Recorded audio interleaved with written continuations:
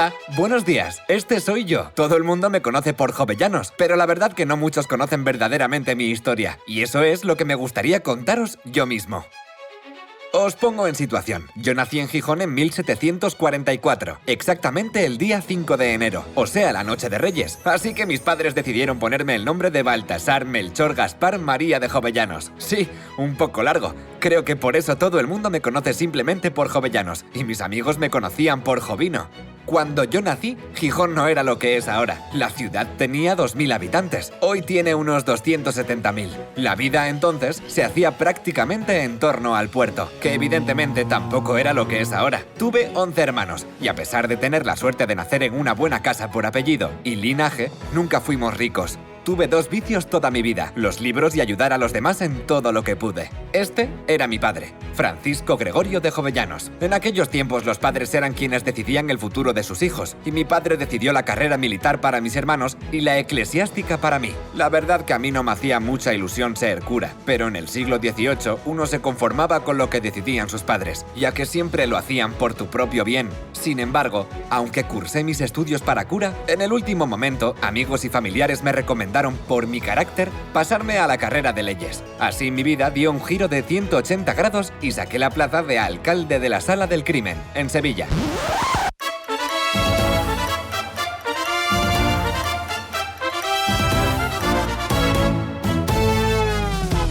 Bueno, lo que vendría a ser juez a día de hoy. Me incorporé a mi primer trabajo y como era muy joven entré como elefante en una cacharrería. Enseguida quise llevar a cabo varios cambios. Por aquel entonces, a mí, como nuevo, solo me correspondía cobrar la mitad del sueldo. Pero aún así, quise suprimir la tasa que se le cobraba a los usuarios por celebrar un juicio. Hombre, no me parecía bien. Nosotros ya teníamos un sueldo. No era necesario abusar de aquellos que necesitaban hacer uso de la justicia. Pero nada, mis compañeros se opusieron y no hubo manera. Me consideraron un revolucionario. Traté de eliminar las torturas a los presos, los que evidentemente acababan confesando con tal de no sufrir más. Propuse darles un trato más humano en las cárceles, que debían ser un lugar seguro. Ayudé en los hospicios de niños que eran huérfanos y habían sido abandonados. Apoyé la creación de escuelas de hilanza para que las mujeres aprendieran a coser y pudieran trabajar, ya que os recuerdo que en el siglo XVIII la mujer no trabajaba. Yo siempre defendí el papel de la mujer en la sociedad, como un ser libre e independiente, al igual que el hombre. Eliminé el uso de la peluca, medias negras y hebilla de plata en los magistrados. ¿Por qué? Pues para evitar las diferencias sociales. Conocí también a Pablo de Olavide, un peruano de padres españoles que había vivido varios años en Francia y seguía manteniendo contacto con muchos ilustrados franceses. Bueno, sabéis lo que es la Ilustración, ¿no? Fue un absoluto movimiento filosófico, político, literario y científico que comenzó en Europa y cuyo ideal era comprenderlo todo a través del razonamiento y usando la inteligencia, observando y analizando lo que veíamos. Nada de todos esos miedos infundados y esas supersticiones que se hacían creer al pueblo, para que desde la incultura acatara los deseos de la iglesia o de la corte. No. La naturaleza creó al hombre para ser feliz, pero para que el hombre pueda ser feliz, debía existir la propiedad privada, la libertad y la igualdad. La igualdad no económica, sino igualdad ante la ley y la justicia. Luchábamos contra la ignorancia del pueblo que no tenía acceso a la educación y las supersticiones que esa ignorancia y la influencia de la iglesia provocaban. Yo, que ahora os veo desde aquí arriba, diría que a veces os pasa un poquito lo mismo. Cuando el pueblo es ignorante, se deja dominar por las opiniones que oye en la televisión e internet, sin tener criterio propio ni saber indagar la verdad en los libros y en la historia. Por eso os animo a que os acordéis siempre de aquel movimiento de la Ilustración. Estudiar, observar, analizar y usar siempre la inteligencia, el razonamiento y el sentido común. ¡Ay, Sevilla! ¡Qué buenas tertulias se organizaban por la tarde! Fue allí donde se nos ocurrió utilizar el teatro que tanto gustaba al pueblo para reivindicar lo que creíamos injusto, como por ejemplo, una ley que condenaba a los participantes en un duelo sin distinguir entre el que era retado y el retador. Escribí una obra de teatro llamada El delincuente honrado, y cuya historia os cuento ahora. Torcuato había sido insultado por el marqués de Montilla, y aún así el marqués lo retó al duelo. El marqués de Montilla muere en ese duelo al arrojarse contra la espada de Torcuato, que se limitaba a defenderse. El pobre Torcuato, que había estado siempre enamorado de la mujer del marqués, ahora viuda, acaba casándose con ella. pero desde la corte envían a Don Justo a investigar los hechos y castigar al asesino, encarcelando por error a Anselmo, un amigo de Torcuato, a quien acusan injustamente. Entonces Torcuato decide entregarse y es condenado a muerte. Sin embargo, él realmente era inocente, ya que nunca había pretendido matar al marqués, ni había sido él quien había propiciado aquel duelo. De todo esto se da cuenta Don Justo y pide al rey su perdón. Además, Don Justo resulta ser finalmente el padre de Torcuato. En el último momento llega el perdón real, conseguido por Anselmo, y Torcuato se salva. Fijaros si la obra fue importante para el momento, que además de representarse en el teatro, se puso en verso, se tradujo a varios idiomas y se editó en 13 ocasiones. Sí, fue el bestseller de la época. En estos años en Sevilla, también escribí versos, compuse seguidillas, promovimos la cultura en todos los ambientes, formamos la Escuela de Arte Dramático, participé en la creación de la Sociedad Económica de Amigos del País y muchas otras cosas. ¡Qué 11 años más intensos pasé en Sevilla! Fue una etapa muy feliz de mi vida. Estábamos en el año 1778 y el rey Carlos III estaba llevando a cabo reformas económicas, sociales y políticas para la modernización de España. Había oído hablar de mí y me reclamó para ir con él a la corte de Madrid. Salí de Sevilla con gran disgusto por mi parte y el de mis compañeros, pero había que cumplir con los mandatos del rey, que me nombró alcalde de casa y corte. La verdad que a mí no me gustaba mi puesto en Madrid, por lo que me refugié en el ámbito cultural, que era más de mi gusto que el político, e ingresé en la Academia de Historia, donde trabajé intensamente en el Diccionario Geográfico Histórico de España, y escribí la memoria para el arreglo de la policía, de los espectáculos y de las diversiones públicas, que ahora os podría parecer una tontería, pero en aquel entonces en los espectáculos públicos podía ocurrir de todo, y la policía amedrentaba al pueblo, por lo que aquello había que regularlo. Pertenecía a la Academia de las Bellas Artes, donde conocí a Goya y nos hicimos muy buenos amigos. En aquel entonces, Goya no era famoso. De hecho, yo le abrí muchas puertas en la corte para que pintara retratos y varios cuadros de santos para las órdenes militares. Goya me pintó 2 retratos, que luego os enseñaré y espero que os gusten.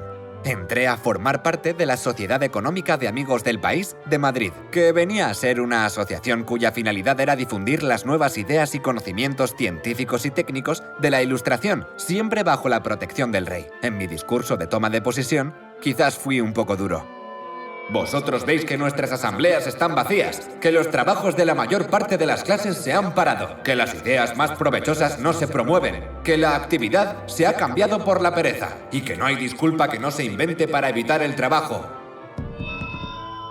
Una vez bastante avanzado a mi tiempo, creo que este discurso lo podría haber dicho ayer y hubiera valido lo mismo aunque hayan pasado más de 2 siglos. Apoyé fielmente la participación de las mujeres en la sociedad económica, donde hasta entonces, por supuesto, solo pertenecía a hombres. Es en esa sociedad del siglo XVIII donde germina la semilla de la igualdad entre hombres y mujeres, por intereses comunes, como la literatura, el teatro, la música, la danza. La agricultura era la principal actividad económica. El 80% de las tierras pertenecían a la nobleza o la iglesia, que las alquilaban a los campesinos a cambio de una renta, en muchos casos, demasiado elevada. Por eso, mi obra más importante fue el Informe sobre Ley Agraria, donde expuse, por ejemplo, que los colonos, que son las personas que trabajan la tierra a cambio de un alquiler, deben tener tierras en copropiedad, ya que sería la manera que tuvieran el sentimiento de trabajar para ellos mismos y de que pudieran dejar a sus hijos en herencia esas tierras. Hacía falta mecanizar el campo, estudiar qué tipos de cultivo eran más favorables y más necesarios, diversificar la tierra, crear regadíos, disminuir la ignorancia de los labradores y que sus hijos también pudieran estudiar. Ligar la agricultura y la industria para convertirla en la primera fuente de ingresos del país. Todo eso, que ahora nos parece tan obvio, no lo era entonces. Y el informe de la ley agraria fue una auténtica revolución. Trending topic total. Debo decir que por cosas como estas, el pueblo me quería mucho, aunque los terratenientes no tanto. Yo pretendía dar igualdad de oportunidades a todos y que no solo se enriquecieran unos cuantos, sino que los agricultores pudieran mejorar su calidad de vida. Con 38 años, fui enviado a Asturias para construir la carretera Gijón-Oviedo. ¿No os parece increíble que no hubiera siquiera una carretera que conectara Gijón con Oviedo? Fue justo ese año cuando mi amigo Goya me pintó este cuadro. En él aparezco en el Arenal de San Lorenzo, en Gijón. Bueno, claro, Goya nunca estuvo en Gijón, así que no os intentéis tampoco en buscarle el parecido a la playa. No solo aproveché este viaje para comenzar las obras de la carretera, también lo hice para recorrer las cuencas mineras y trazar la carretera Langreo-Gijón, para el comercio y la exportación del carbón, así como la carretera de Pajares para conectar Asturias con el resto de la meseta. Fue en esta visita también cuando propuse al Ayuntamiento de Gijón mejorar el trazado de la ciudad en el lado sur, una nueva disposición de las calles para que no las azotara el viento del nordeste, la disposición del arbolado, parques, etc. Volví a Madrid. Debo decir que tenía una vida social muy activa. No había fiesta a la que no estuviera invitado. Es más, crearon un peinado de moda, a lo jovellanos, y yo mismo llegué a dormir la siesta boca abajo para no despeinarme. Reinaba ya Carlos IV, que sinceramente no sentía tanta simpatía por mí como su padre, y ocurrió algo que me enfrentó por primera vez con la corona.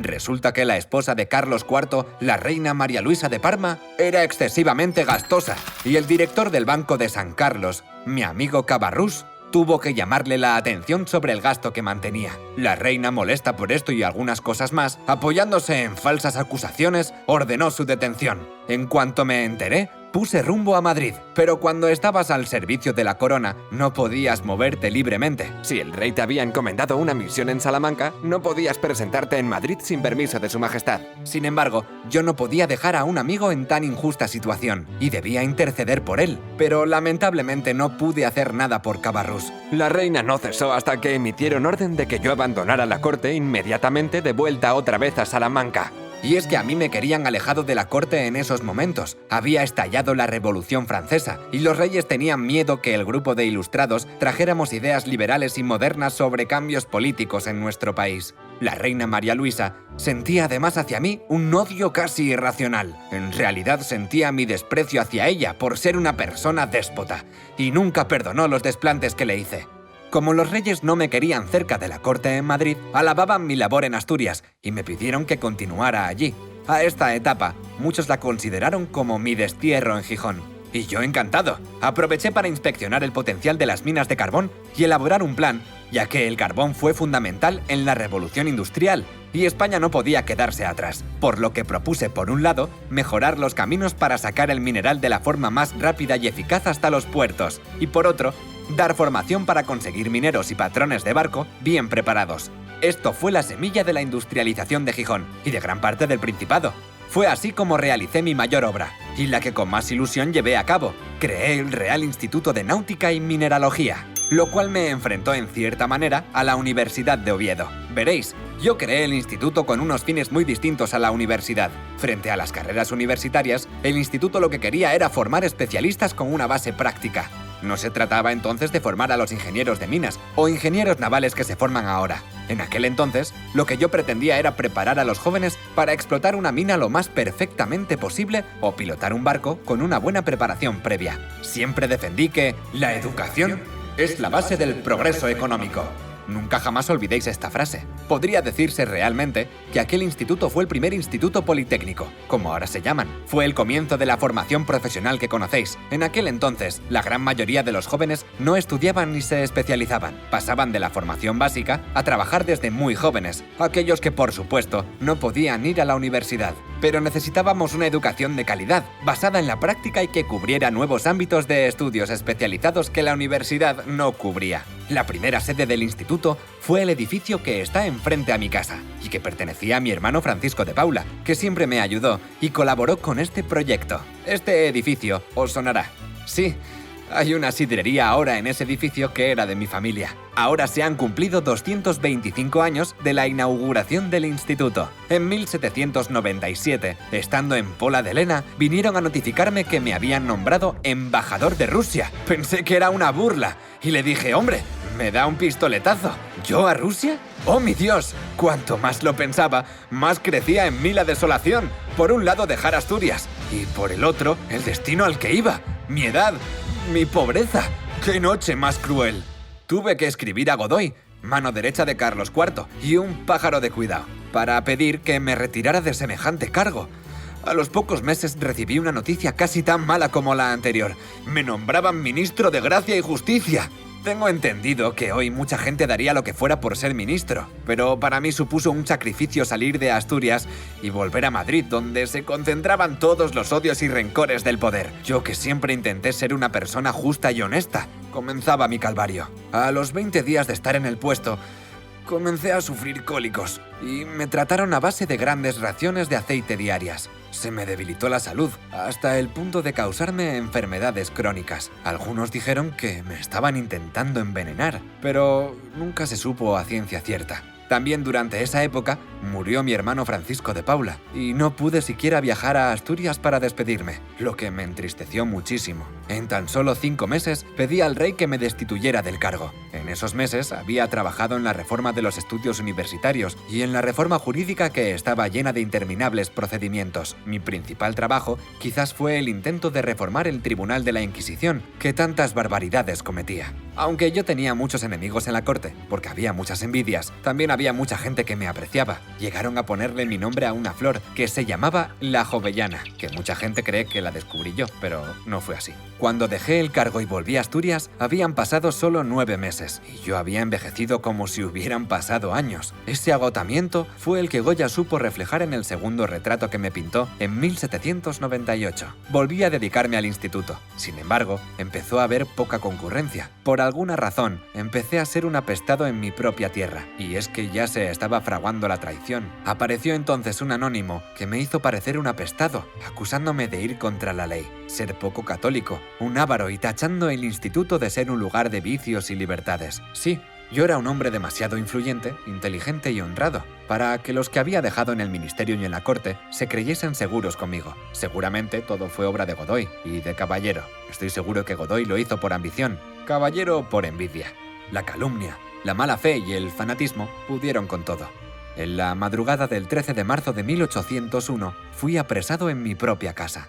Me sacaron de Gijón y me llevaron preso a la Cartuja de Valdemosa, en Mallorca. Así, sin juicio y sin saber de qué se me acusaba. Empezaban 7 largos años de injusticia y dolor. En la Cartuja, mi estado de salud comenzó a ser malo, con lo cual el prior me permitió dar paseos al aire libre, pero dentro del recinto. Desde allí intenté hacer llegar una carta al rey para pedirle un juicio y pedir que se reconociera mi inocencia. Pero el rey no llegó a recibir ninguna carta. El ministro Caballero, del que os hablé antes, montó en cólera y decidió trasladarme a un lugar más aislado aún, donde no tuviera ningún contacto con el exterior, el castillo de Belver, en la misma isla de Mallorca.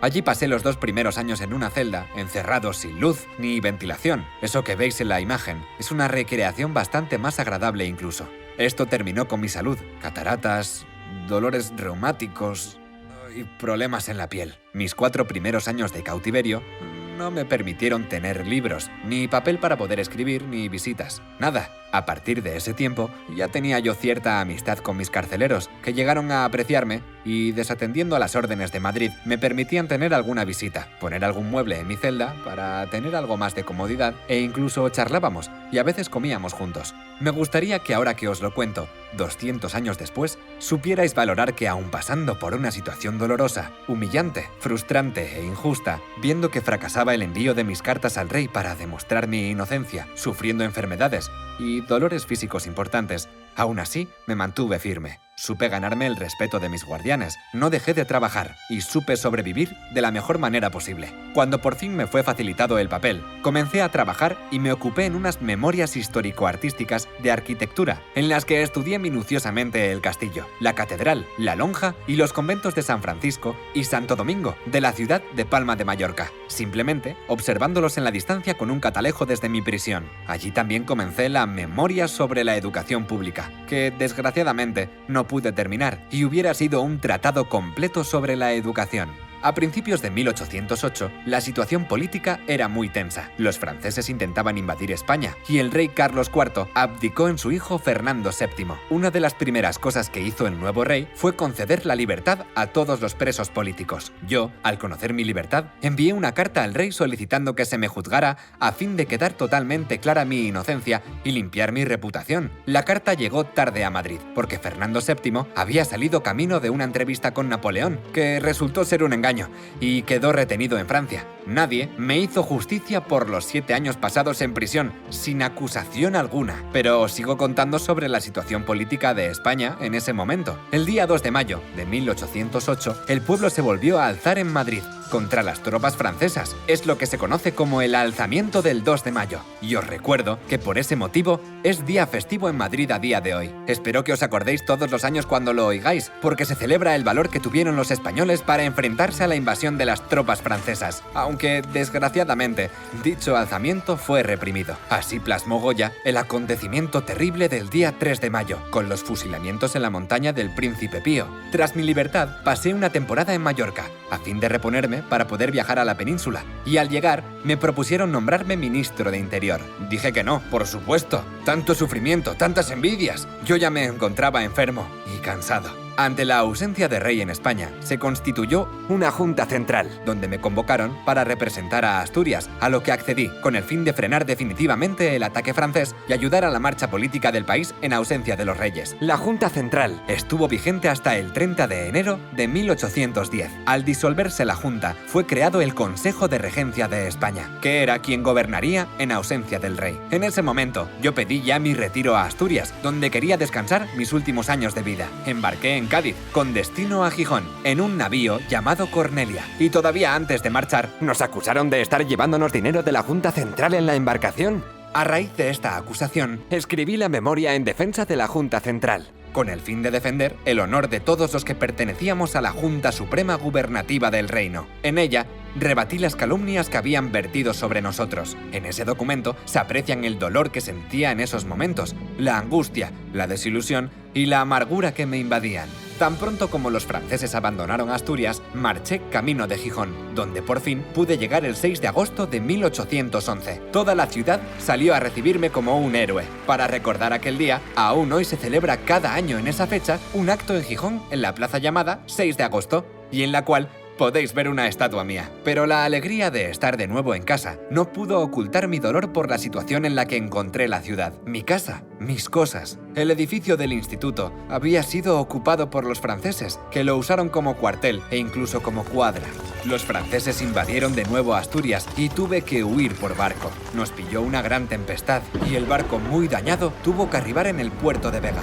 Yo ya llegué gravemente enfermo de pulmonía. Fallecí allí, en el puerto de Vega, en Asturias, el 27 de noviembre de 1811. Actualmente, mis restos reposan en la Capilla de los Remedios, la que se encuentra al lado de mi casa. Cuando paséis por allí, entrar a hacerme una visita. La capilla está siempre abierta y me gustaría veros. Espero que mi historia os haya gustado. Un saludo.